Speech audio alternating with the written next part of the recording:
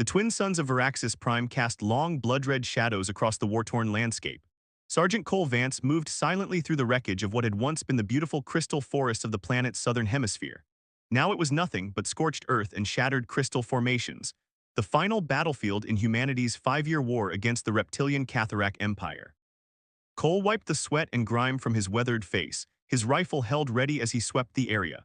His squad had been separated during the last skirmish, a brutal firefight that had left half a dozen of his men dead and the rest scattered across the desolate terrain. The portable scanner at his belt indicated no friendly signals within a 3-kilometer radius. Anderson, Martinez, anybody copy? He whispered into his comm, knowing the answer already. Nothing but static. Communications had been spotty ever since the Catharak employed their pulse disruptors. A sound, the subtle shifting of crystal shards, made Cole freeze. He dropped into a crouch, years of combat instinct taking over as he tracked the noise to a narrow ravine ahead. Something was moving in there and it wasn't human. He approached cautiously, rifle raised. The ravine opened into a small clearing surrounded by jagged crystal formations that refracted the dying sunlight in dazzling patterns. And there, propped against a crystalline outcropping, was one of them, a Catharak warrior, imposing even in its wounded state. Not just any warrior, Cole realized with a jolt. The ornate armor, the distinctive crimson scales, this was a commander, one of their elite. She and Cole had learned enough about Catharak physiology to recognize a female, was bleeding heavily from a wound in her side where armor had been blown away by what looked like shrapnel. The Catharak commander's amber eyes snapped to him the moment he entered the clearing, her clawed hand instinctively reaching for the ceremonial blade at her belt. Cole raised his rifle in response, finger tensing on the trigger. Time seemed to freeze as they locked eyes across the clearing, human and reptilian, the final representatives of their respective forces on this blood-soaked battlefield. Cole expected her to lunge, to die fighting as the Catharak always did. Their warrior code was infamous: victory or death, no surrender. Instead, she did the unthinkable. The commander slowly, deliberately removed her hand from her weapon. With visible effort, grimacing in pain, she shifted to her knees, lowering her crested head in a gesture Cole had never seen from their kind before. "I know I've lost," she growled, her translator device rendering her complex sibilant language into rough-edged English. Her voice trembled with a mixture of pain and what sounded impossibly like shame. "But I beg you, spare me, I'll serve you instead. My life is yours." Cole stood frozen in disbelief. In 5 years of brutal warfare, he'd never heard of a Catharak surrendering, let alone offering servitude. It had to be a trap. "Stay where you are," he commanded, keeping his rifle trained on her. "Don't move." "I am Arkala, 3rd Commander of the Imperial Vanguard," she continued, remaining perfectly still except for the labored rise and fall of her chest. "By the ancient laws of my people, I offer you my blade, my shield, and my life." Cole circled her warily. Why would an Imperial commander surrender to a sergeant? That doesn't make any sense. Looked up, her vertical pupils dilating in the fading light. "Because you fight with honor, I have watched you in battle. You spared the hatchlings at the Crystal Falls. You treated our wounded at the Meridian Pass." A wet cough interrupted her words, dark bluish blood spattering the ground. "My forces are decimated, my ship destroyed. Better to serve an honorable enemy than die for nothing." Something in her words rang true. Cole had indeed ordered his men not to fire on the Catharak settlement when they discovered it contained primarily females and young. It had earned him a reprimand from command, but he couldn't bring himself to slaughter civilians, even alien ones. "You're bleeding out," he said finally, lowering his weapon slightly. "Let me see that wound." Arkala's eyes widened in surprise, but she remained still as Cole approached, setting his rifle within reach but drawing his medical kit. The wound was deep. Shrapnel had torn through the softer scales beneath her armor and embedded itself near what he guessed was a major artery. "This will hurt," he warned, preparing to extract the metal fragment. "Pain is nothing," responded stoically. "I have endured the blood trials of Zareth. I can endure this." As Cole worked on her wound, applying coagulant gel and binding it with a pressure bandage, he found himself studying her features up close. The Catharak were always portrayed in human propaganda as monstrous reptiles, but there was an undeniable intelligence in Arkala's eyes, a complexity to the patterns of her scales that seemed almost beautiful in the crimson sunlight. "Why are you helping me?" she asked suddenly, watching his hands work with evident confusion. "Because that's what humans do," Cole replied simply, "or at least what we're supposed to do." "My people teach that humans are savages without honor or mercy," Arkala said, her tone neutral but her eyes searching his face. "They say you would exterminate us all without hesitation." Cole secured the final bandage and sat back on his heels. Funny, they tell us the same thing about you. A moment of understanding passed between them, soldiers on opposite sides, both fed the same lines by their commanders. Can you walk? Cole asked, standing and retrieving his rifle. My outpost is about 20 clicks north. If we move now, we can make it before the acid rains start. Rose with difficulty, towering over him by nearly a foot. Cole was reminded of just how physically imposing the Catharak were, powerful, scaled bodies built for combat, with natural armor and strength that exceeded human capabilities. I am your prisoner, she asked, her head tilted slightly. For now, Cole nodded, gesturing with his rifle. Hands where I can see them, we'll figure out the rest later. As they began their trek across the shattered landscape, Cole couldn't shake the feeling that he'd just made either the biggest mistake or the most important decision of his life. He'd spared an enemy commander, taken her prisoner instead of eliminating her as his orders dictated. What he didn't understand yet was the weight of her words, the significance of her surrender.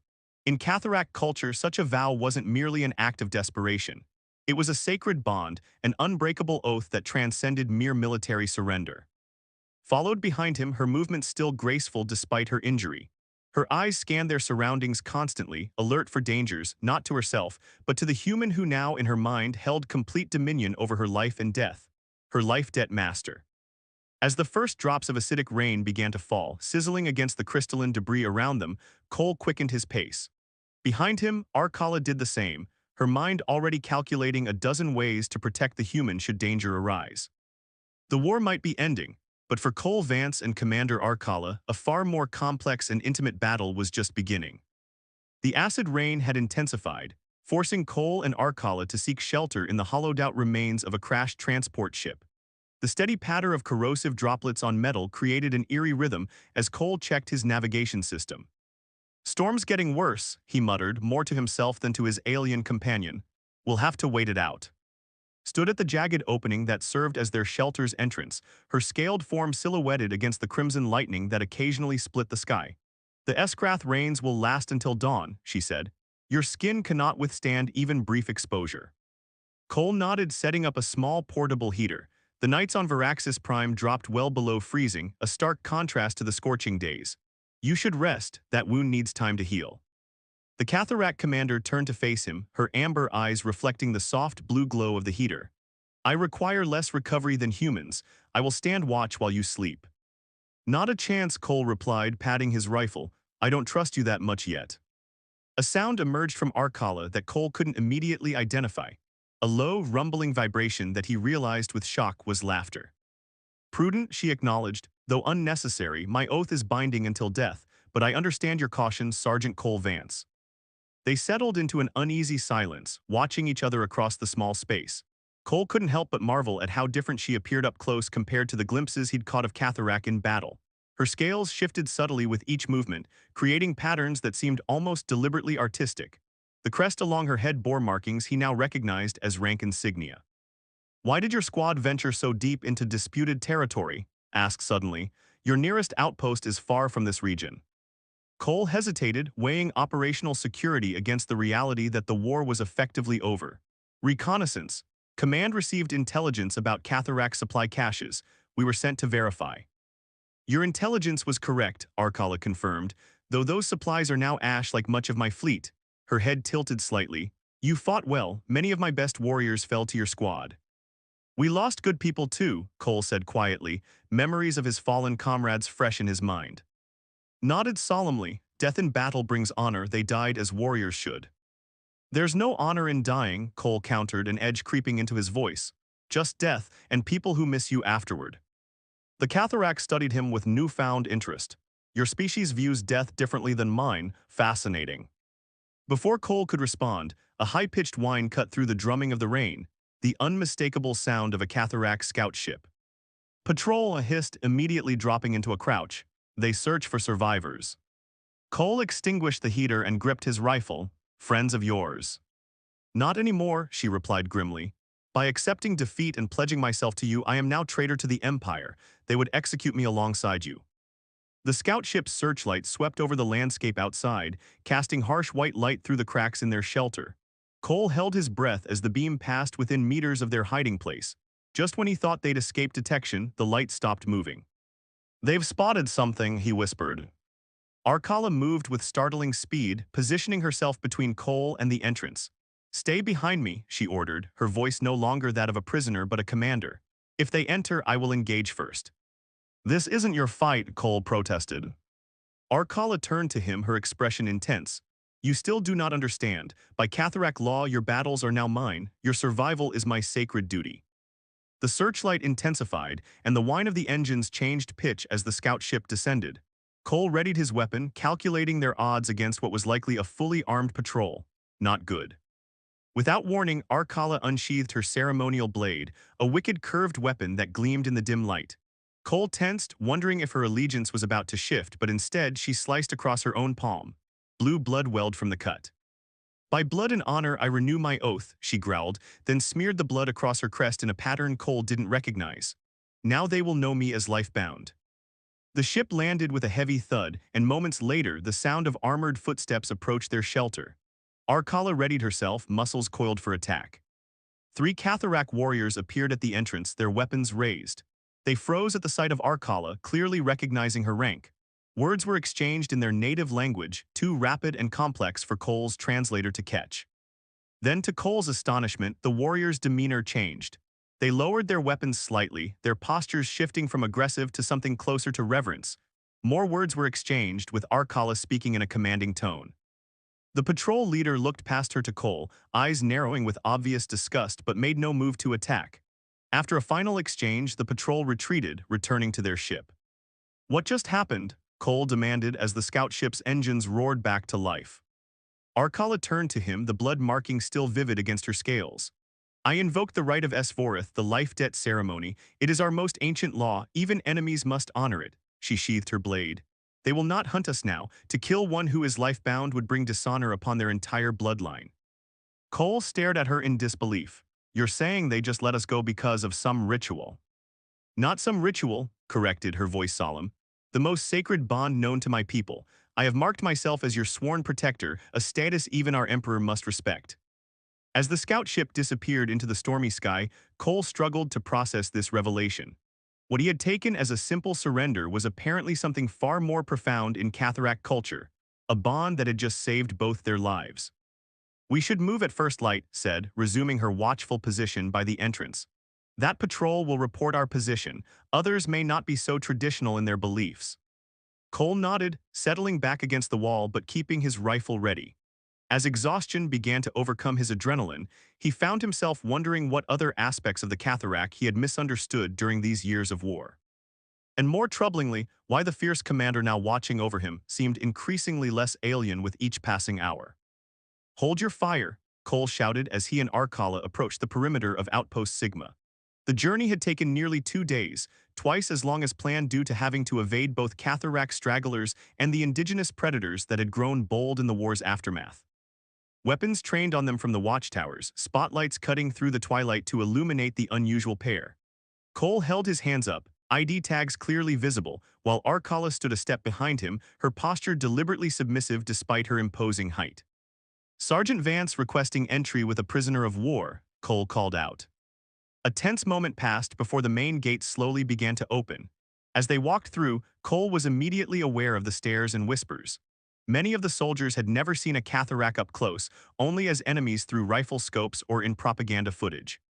Captain Aldridge, the outpost commander, waited for them in the central yard, flanked by armed guards.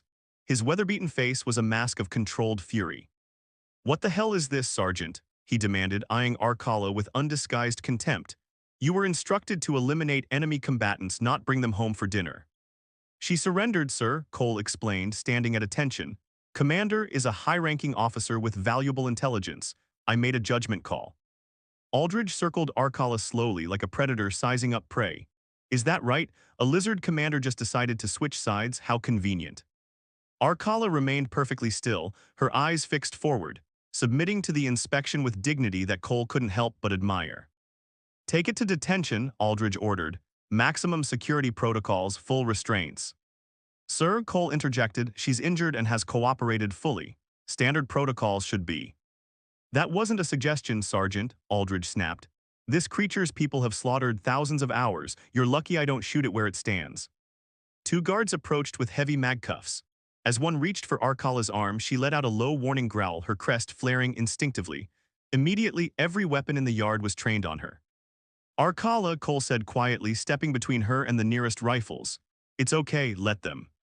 Her eyes met his, and after a moment she inclined her head slightly.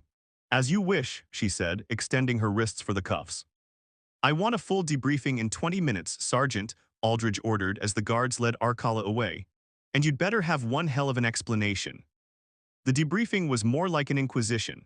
For over an hour, Cole explained the circumstances of Arkala's surrender, the journey back, and the unexpected protection her life debt had afforded them against the patrol.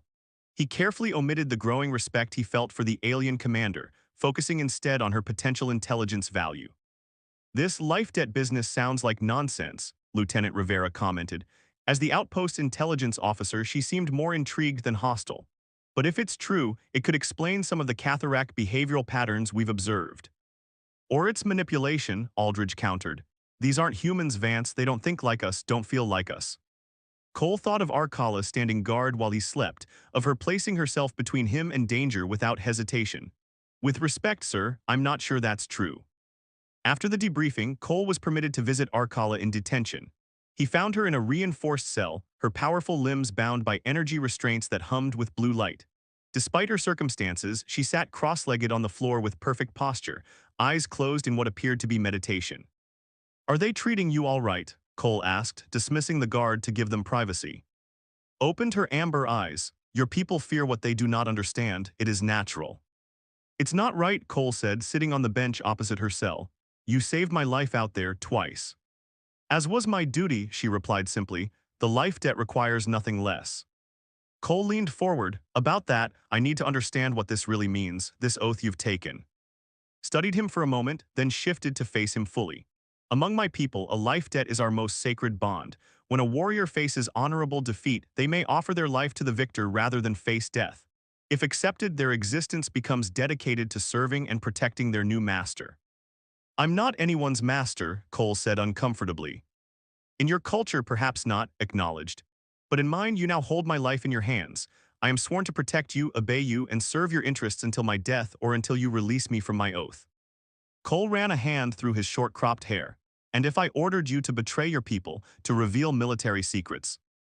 I would do so, she answered without hesitation. My first loyalty is now to you. The Empire is no longer my concern. The implications were staggering. Cole had unwittingly accepted an oath that, in her culture, superseded all other loyalties. Your captain wishes to interrogate me, Arkala continued, watching his reaction carefully. He believes I hold information that could ensure the Empire's final defeat. Do you? Yes, she said simply, but I will share it only with you as my oath-bearer. What you do with that information is your choice. Before Cole could respond, the door behind him slid open. Lieutenant Rivera entered, followed by a soldier Cole didn't recognize, a hard-faced man with cybernetic enhancements visible along his jawline. Sergeant Vance, Rivera nodded. This is Specialist Crane from Division Intelligence. He's here to conduct a formal interrogation of the prisoner. Crane looked at with cold detachment. We'll need the room, Sergeant. These sessions can get intensive. Something in the specialist's tone set off warning bells in Cole's mind. Intelligence Division doesn't have jurisdiction here. The prisoner falls under military protocol until properly processed. Orders from Central Command, Crane replied, producing a data tablet with authorization codes. The lizard has time-sensitive information we need. Now. Cole glanced at Arkala, who had risen to her feet, her posture alert despite the restraints. There was no fear in her eyes, only watchful calculation. I'll be staying, Cole decided, crossing his arms. As the capturing officer, I'm responsible for the prisoner's treatment under Article 17. Crane's expression darkened. This isn't a debate, Sergeant. The creature isn't afforded the same protections as human POWs. She has a name, Cole said, his voice hardening. Commander Arkala, and on my authority, no interrogation happens without my presence. The tension in the room was palpable as Crane weighed his options. Finally, he gave a curt nod. Fine, be present for what your lizard friend has coming. Maybe it'll cure you of whatever Stockholm syndrome you're developing. As Crane prepared his equipment, Cole caught Arkala's gaze. Something passed between them, a silent communication born from the days they'd spent surviving together. In her eyes, he saw not fear of what was to come, but concern for him. It struck him then, with unsettling clarity, that his guilt over accepting her loyalty was growing into something else entirely. Something that would soon force him to choose between his duty as a soldier and a bond that transcended the barriers of species and war. 2 weeks had passed since Arkala's interrogation. Despite Specialist Crane's increasingly aggressive methods, she had revealed only what she chose to share through Cole, enough intelligence to satisfy command without compromising her sense of honor. Crane had eventually departed in frustration, but not before warning Cole that his unnatural sympathy for the enemy would be noted in his report. What surprised everyone was how quickly Arkala's status at Outpost Sigma had evolved. After she identified a critical flaw in the base's defensive grid, a vulnerability that Catharak forces could have exploited, Captain Aldridge had reluctantly granted her limited freedom within the compound, though always under Cole's supervision. Now they sat together on the outpost's eastern observation deck, watching the binary sunset paint the crystalline landscape in hues of amber and violet. Arkala's restraints had been reduced to a single monitoring bracelet, and she wore the simple gray jumpsuit provided to her rather than her battle armor. "Your world is beautiful," Cole remarked, breaking their comfortable silence. "I never really noticed during the fighting." "Varaxis was once a sanctuary world," replied, her voice carrying that rumbling undertone he'd grown accustomed to. "A place of meditation and healing for my people. The crystal forests were tended by generations of caretakers." "I didn't know that." Cole felt the familiar weight of war's senselessness settle on his shoulders, so much lost because neither side would talk to the other. Arkala turned to study his profile. "You are troubled by something else today. What is it?" Cole smiled faintly. In the short time they'd known each other, she had become remarkably adept at reading his moods. "Orders came through this morning. The formal surrender ceremony for the Catharak forces is scheduled for next week. After that, I'm being reassigned to Earth." "I see." Arkala's expression remained composed, but Cole had learned to detect the subtle shifts in her posture that betrayed her emotions. The slight stiffening of her spine spoke volumes. "The thing is," Cole continued, choosing his words carefully, "I don't know what happens to you when I leave." Looked out at the horizon. "I follow where you go. The life debt does not end with the war." "It's not that simple. Earth has strict protocols about non-human visitors, especially former enemies." "Then I will adapt," she said with characteristic certainty, "as I have here." Cole turned to face her fully. "Arkala, do you actually want to come with me, or is this just about the oath? Because if you want to stay with your people to help rebuild, I would release you from your obligation." The words hung between them, heavy with implication. For several long moments, Arkala was silent, her gaze fixed on the setting suns. When she finally spoke, her voice was softer than he'd ever heard it. "5 cycles ago, before the war reached this sector, I was bonded to be united with a commander from the Imperial Guard.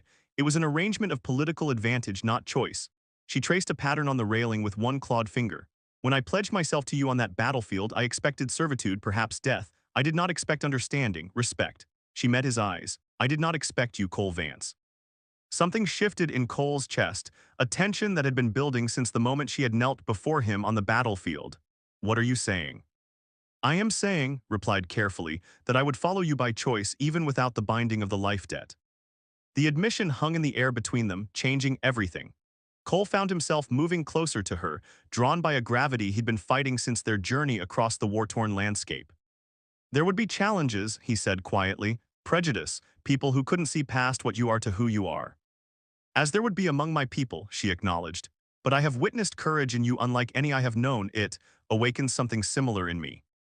Slowly, with deliberate care, Cole reached out and took her hand. Her scales were warm and smooth against his skin, the sensation alien yet somehow right. Arkala's eyes widened slightly at the contact, but she didn't pull away. "Is this permitted?" she asked, a rare uncertainty in her voice. "For a life-bearer to care for their bound one?" "I don't care what's permitted," Cole replied. "I only care what's real." Arkala's free hand moved tentatively to his face, her touch impossibly gentle for a being of such strength. "There is a word in my language," she said softly. "K-Soreth. It describes when two souls recognize each other across the divide of worlds. There is no direct translation." "Maybe some things don't need translation," Cole murmured. The distance between them closed, human and Catharak drawn together by something stronger than duty or oath. Their lips met, an exploration of the utterly foreign that somehow felt like coming home. Arkala's scales warmed beneath his touch, her powerful arms encircling him with a gentleness that belied her strength. When they finally separated, Arkala pressed her forehead against his. a gesture of deep intimacy in Catharak culture. "My oath remains," she whispered, "but it is no longer my only bond to you." The moment was interrupted by the sudden wail of alarm sirens. Red emergency lights bathed the observation deck as Captain Aldridge's voice came over the comm system. "All personnel to battle stations. Perimeter breach in sectors 3 and 7. This is not a drill." Cole and Arcala exchanged a brief look of understanding before racing toward the command center. Whatever was happening, they would face it together, no longer captor and captive, but something new and unprecedented. As they ran, Cole couldn't help but wonder if the universe had brought them together for exactly this moment, when the fragile peace between their peoples hung in the balance, and only their unlikely bond might tip the scales. Chaos reigned in the command center of Outpost Sigma. Tactical displays showed multiple breach points along the perimeter, with unknown forces penetrating the defensive line at an alarming rate. "Report," Cole demanded as he and Arcala burst into the room. Captain Aldridge stood at the central console, his face grim. "Rogue Catharak faction. They're not responding to hails and they've ignored the ceasefire orders. Looks like not everyone in your empire agrees with surrender," he added with a pointed look at Arcala. "The Claw of Zarath," said, studying the tactical display. "Extremists who view the Empire's surrender as sacrilege. They would rather die fighting than accept peace." "Well, they're about to get their wish," Aldridge growled. "Defensive systems are online and we've scrambled what fighters we have left." Arcala stepped forward, her posture shifting to that of the commander she had once been. "Their attack pattern suggests they are targeting your command structure first, then power systems. It is a standard Catharak elimination protocol." "How convenient that you recognize it," Lieutenant Rivera remarked coldly. "Let her speak," Cole intervened. "She knows their tactics better than anyone." Pointed to a section of the display. "They will concentrate forces here at your weakest point, a diversion. Their true objective will be infiltration through the maintenance tunnels beneath the East Quadrant." She turned to Cole. "I can help stop them." Aldridge scoffed. "You expect us to arm a Catharak commander and let her wander our base during an attack? For all we know, this is your plan coming to fruition." "I trust her," Cole stated firmly. "And right now we need every advantage we can get." A tense standoff ensued, broken by the impact of the first heavy bombardment rocking the building. Alarms blared as systems reported multiple breaches. "Fine," Aldridge conceded, "but you're responsible for her, Sergeant. If this goes sideways, it's on your head." Cole nodded, then turned to Arcala. "Let's go." Armed and equipped for combat, they raced toward the eastern sector. Arcala moved with fluid grace despite weeks of captivity, her warrior instincts fully awakened.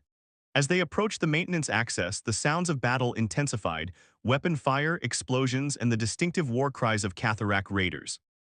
"They're already inside," Cole said, checking his rifle's charge.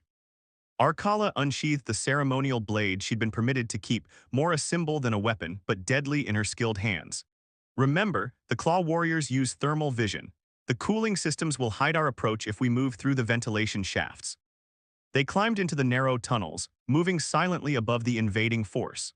Through the grates, Cole could see Catharak commandos advancing methodically through the corridors, dispatching human defenders with brutal efficiency. "7 warriors," Arcala whispered, "elite caste based on their markings." "We're outgunned," Cole admitted. "We need to be smart about this." Arcala's eyes gleamed in the dim light. "I have fought alongside these warriors. I know their weaknesses." She pointed to a junction ahead. "There, we can separate them by triggering the emergency bulkheads." Working together, they executed their plan with precision. Cole activated the emergency protocols while Arcala drew the attention of the lead warriors. When the bulkhead slammed down, isolating the Catharak into smaller groups, Cole and Arcala struck from above. The battle was intense and personal. Arcala fought with controlled fury, her movements a lethal dance as she engaged her former comrades. One massive warrior recognized her, snarling accusations of betrayal in their native tongue. Arcala responded not with words but with decisive action, her blade finding the vulnerable spot beneath his armor. Cole held his own against 2 attackers, years of combat experience guiding his movements. He didn't see the third warrior emerging from the shadows until it was almost too late. A plasma bolt grazed his shoulder, searing through his armor and into flesh. He stumbled, weapon slipping from numbed fingers. The Catharak raider advanced for the kill, energy blade humming with deadly intent.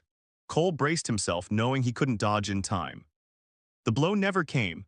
Arcala materialized between them, taking the full force of the energy blade through her abdomen. Blue blood sprayed as the weapon emerged from her back, but she didn't falter. With a roar of defiance, she drove her ceremonial dagger up through her attacker's jaw, ending the threat instantly. As the raider collapsed, Arkala staggered, her hand pressed to the cauterized wound in her midsection. "Are you harmed?" she gasped. "I'm fine," Cole assured her, rushing to support her weight as her knees buckled.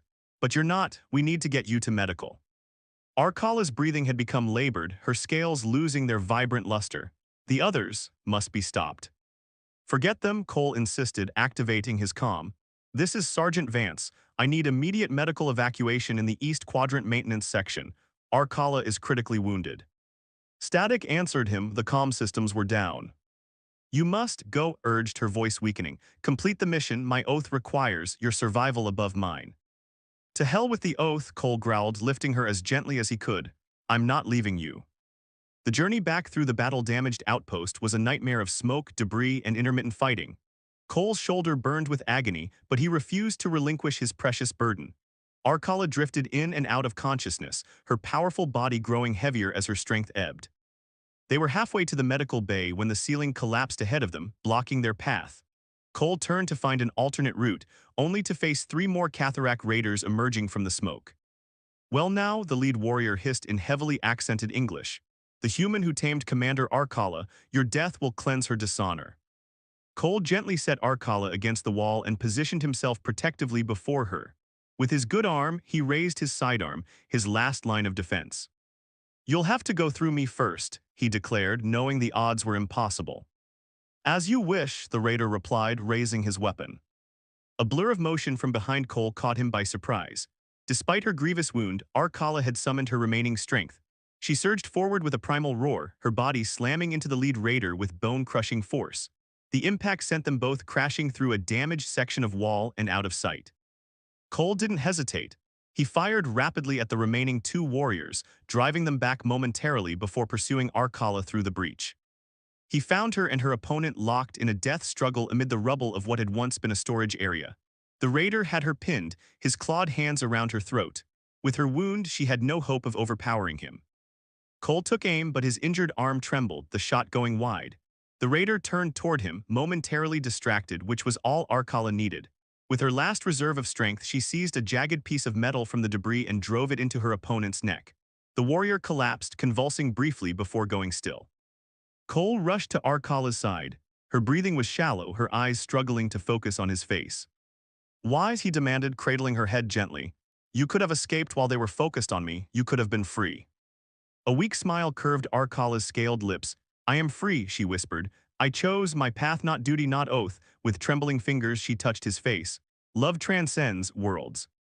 The word hung in the smoke-filled air between them. Cole felt his throat tighten with emotion as he pressed his forehead to hers. "Stay with me," he pleaded. "That's an order from your life-bearer." Arkala's eyes fluttered. "As you command." The sound of approaching voices penetrated Cole's awareness, human voices. Reinforcements had arrived. He looked up to see Captain Aldridge and a medical team cutting through the debris toward them. "Medic," Cole shouted. "She needs immediate attention." To his surprise, Aldridge personally helped clear a path for the medics to reach them. "The attack has been repelled," he informed Cole. "Your Catharak friend was right about their strategy. We were prepared for their main force because of her intel." The medical team worked quickly, applying emergency treatment to stabilize Arkala's critical wound. As they prepared to transport her, Cole refused to leave her side, his hand firmly clasping hers. "Will she survive?" he asked the lead medic, not bothering to hide the desperation in his voice. "Catharak physiology is incredibly resilient," the medic replied. "If we can get her to surgery in time, she has a fighting chance." 3 days later, Cole sat beside Arkala's bed in the recovery ward. The advanced medical equipment hummed softly, monitoring her vital signs as she rested. The doctors had been amazed by her body's healing capabilities, though her recovery would be lengthy. Captain Aldridge entered, his usual stern expression softened by something approaching respect. "Sergeant," he nodded in greeting, "how is she?" "Stable," Cole replied. "They say she'll make a full recovery given time." Aldridge cleared his throat awkwardly. "I've submitted my report to command regarding the attack. I made special mention of Commander Arkala's actions. She saved this outpost and quite possibly the peace process." Cole raised an eyebrow. "That's unexpectedly generous of you, Captain." "I'm not generous, Sergeant, I'm practical. Aldridge handed him a data tablet. These are your new orders. You're still being reassigned to Earth, but with a diplomatic attachment now. And, he added with significance, you've been granted special dispensation to bring a Cataract cultural attaché with you. Cole looked up in surprise. Cultural attaché. First of her kind on Earth, Aldridge confirmed. Command thinks having a Cataract commander who willingly serves alongside humans will help ease tensions during the transition, especially one who's proven her loyalty so definitively. After Aldridge departed, Cole sat in stunned silence, the data tablet heavy in his hands. When Arkala's eyes finally opened, finding his face as if by instinct, he couldn't help but smile. "You're going to be okay," he told her softly. "Of course," she replied, her voice weak but determined. "My oath to you is not yet fulfilled." Cole took her hand, careful of the medical sensors attached to her scaled skin. "About that oath, I've been thinking, among humans we have our own sacred bonds, different but just as binding." Arkala's head tilted slightly in curiosity. "What manner of bond?" "One between equals," Cole explained. "Not master and servant, but partners who choose each other above all others." He hesitated, suddenly nervous despite everything they'd been through. "When you're recovered, would you consider such a bond with me?" Understanding dawned in Arkala's amber eyes, followed by a warmth that transformed her alien features into something beautiful beyond words. "The K-Soreth," she whispered, "souls recognizing each other across worlds." "Is that a yes?" Cole asked, hope filling his chest. Arkala's hand tightened around his, strength returning to her grip. "In any language, across any stars, yes." As the twin suns of Varaxis Prime set on the outpost, casting their golden light through the recovery ward windows, human and Cataract sat together, no longer enemies, no longer bound by ancient oaths, but united by something far more powerful. Something that perhaps might show both their peoples a new way forward among the stars. A sacred bond freely chosen.